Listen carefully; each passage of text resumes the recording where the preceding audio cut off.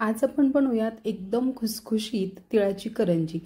दिवाळीमध्ये थंडी सुरू होते आणि नंतर ही 2-3 महिने चांगली थंडी असते आणि थंडीमध्ये आपण तिळाचे पदार्थ नक्कीच आवर्जून बनवत असतो।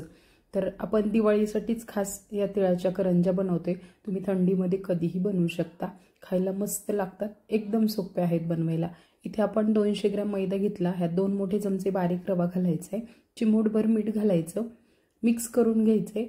त्यानंतर ह्यात आपल्याला तुपाचं मोहन घालायचे, तूप किंवा तेल दोन्हीपैकी काही वापरा।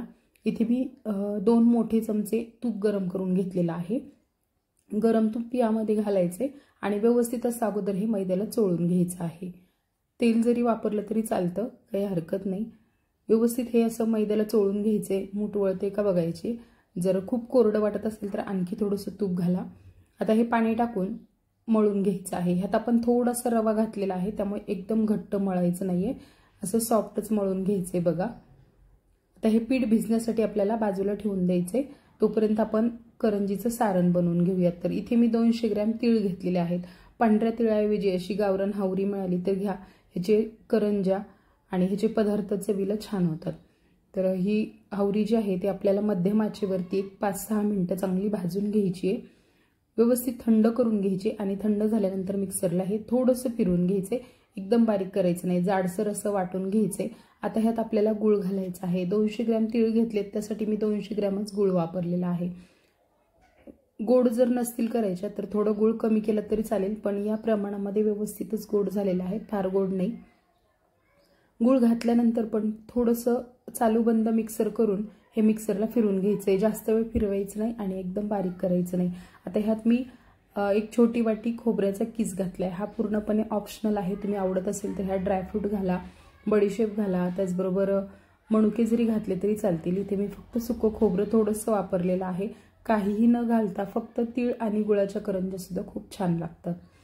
आता सारण आपलं तयार झालं की पीठ जे आहे मळून ठेवलेलं ते एकदा थोडंसं मळून घ्यायचंय। याला ठेचून वगैरे घ्यायची काही गरज नाही, मी चांगलं मळून ठेवलेलं होतं, त्यामुळे मस्त असं हे भिजलेलं आहे। आता आपण करंज्या बनवायला घेऊयात। करंजी बनवताना असे छोटे छोटे एकदाच गोळे बनवून घ्यायचे, म्हणजे मग करंज्या एकसारख्या होतात। आता ही पारी लाटून घ्यायची, तुम्ही साच्यामध्ये करंज्या बनवल्या तरी चालतील किंवा मग हातावरती बनवा, तुम्हाला जशा सोप्या वाटतील तशा बनवा। इथे मी हातावरच करंज्या बनवलेल्या आहेत, थोड्याच बनवल्या होत्या त्यामुळे हातावरच बनवल्या, साचा वगैरे काही वापरलेला नाहीये। आता करंजीची साईज तुम्ही तुमच्या आवडीप्रमाणे ठेवा, लहान मोठ्या। इथे मी साधारणतः 1.5 ते 2 चमचा सारण बसेल अशा साईजमध्ये करंज्या बनवून घेतलेल्या आहेत। हे व्यवस्थित दाबून चिकटवून घ्यायचे, लाटताना तेल पीठ वगैरे काही वापरायची गरज नाहीये, डायरेक्ट लाटून घ्यायचं आणि करंजी भरून व्यवस्थित दाबून चिकटवून घ्यायची। आणि अशा प्रकारे बघा मी फिरकीच्या चमच्याने ही करंजी बनवलेली आहे। तर मी सगळ्या करंज्या ज्या आहेत त्या अशाच फिरकीच्या चमच्यानेच बनवल्यात।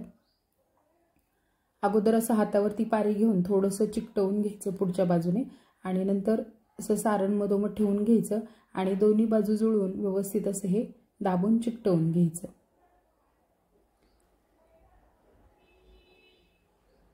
खूप सोप्या आहेत अशा बनवायला सुद्धा आणि पटपट होतात, काही वेळ जास्त लागत नाही। पण जास्तच वेळ जात असेल किंवा जास्त प्रमाणामध्ये जर बनवायच्या असतील तर साचा वापरला तरी चालेल।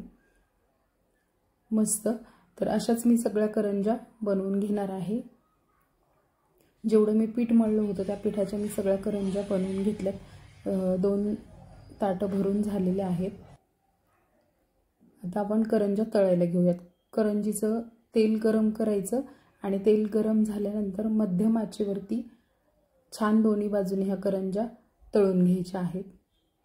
खूप पटपट जर तळल्या गरम तेलामध्ये तर ह्याचं आवरण पातळ असतं, तळल्या तर जातात, पण कधी कधी तळल्यानंतर त्या पुन्हा मऊ पडण्याची शक्यता असते, त्यामुळे थोडंसं वेळ देऊन ह्या तळायच्या, म्हणजे मग छान क्रंची राहतात, मऊ वगैरे पडत नाही जास्त।